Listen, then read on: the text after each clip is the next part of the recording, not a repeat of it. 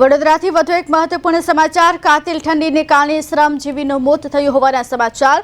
વડોદરામાં ઠંડીના કારણે શ્રમજીવીના મોતની આશંકા સેવાઈ રહી છે। સંગમ 4 રસ્તા પર ફૂટપાથ પર સૂતા શ્રમજીવીનું મોત થયું છે। મૃતક શ્રમજીવીને એમ્બ્યુલન્સમાં હોસ્પિટલ લઈ જવાયો છે। શ્રમજીવીના મોતનું ચોક્કસ કારણ જાણવા પોસ્ટમોર્ટમ કરાશે।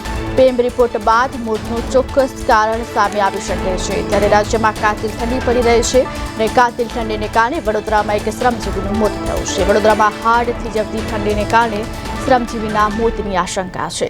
સંગમ 4 રસ્તા પર ફૂટપાથ પર સૂતા શ્રમજીવીનું મોત થયું છે। મૃતક શ્રમજીવીને એમ્બ્યુલન્સમાં હોસ્પિટલ લઈ જવાયો છે। શ્રમજીવીના મોતનું ચોક્કસ કારણ જાણવા માટે પોસ્ટમોર્ટમ કરાશે।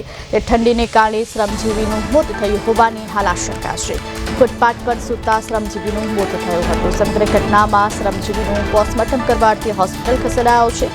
પીએમ રિપોર્ટ આવ્યા બાદ જ મોતનું ચોક્કસ કારણ જાણી શકાશે। ત્યારે વડોદરામાં અને સમગ્ર રાજ્યમાં જ્યારે હાડથી જવતી ઠંડી પડી રહે છે ત્યારે વડોદરામાં ઠંડીને કારણે જોકે શ્રમજીવીનું મોત થયું હોવાની આશંકા છે।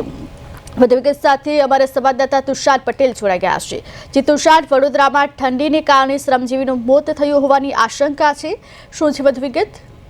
ચોક્કસ ઉર્મિશા, સમગ્ર રાજ્ય દેશમાં હાડ થીજવતી જે ઠંડી છે, ઠંડીનો હવે જે જોખમ છે એ સામે આવી રહ્યું છે। સામાન્ય રીતે ડિસેમ્બરના અંતમાં રાજ્યની અંદર જે ઠંડીનું પ્રમાણ વધે છે તેને લઈને અનેક વખત મૂંગા અબુલા પશુ પક્ષીઓની મોતની ઘટનાઓ સામે આવતી હોય છે। પરંતુ વડોદરામાં ગત મોડી રાત્રે ઠંડીના કારણે કાતિલ ઠંડીના કારણે એક શ્રમજીવીનું મોત થયું હોવાની આશંકા સેવાઈ રહી છે।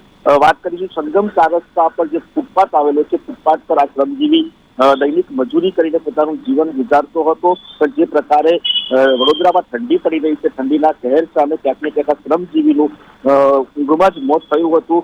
જે સવારે વહેલો ઉઠતો ન હોવાને કારણે આસપાસના દુકાનદારો દ્વારા શ્રમજીવીને પૂછા કરવામાં આવી હતી, પરંતુ તેના તરફથી કોઈ જવાબ ન મળતા બેભાન હાલતમાં મળી આવેલા શ્રમજીવીને તાત્કાલિક હોસ્પિટલ ખસેડાયા હતો, જ્યાં ફરજ પરના તબીબોએ તેને મૃત જાહેર કરેલો છે।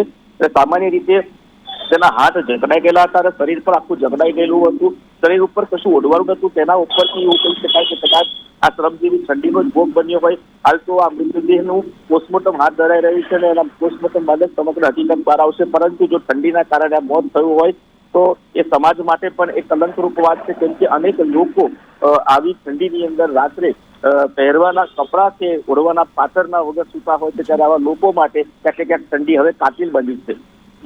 તુષાર, સમગ્ર માહિતી આપવા બદલ આપનો આભાર। ત્યારે વડોદરામાં ઠંડીને કારણે શ્રમજીવીનું મોત થયું હોવાની આશંકા છે।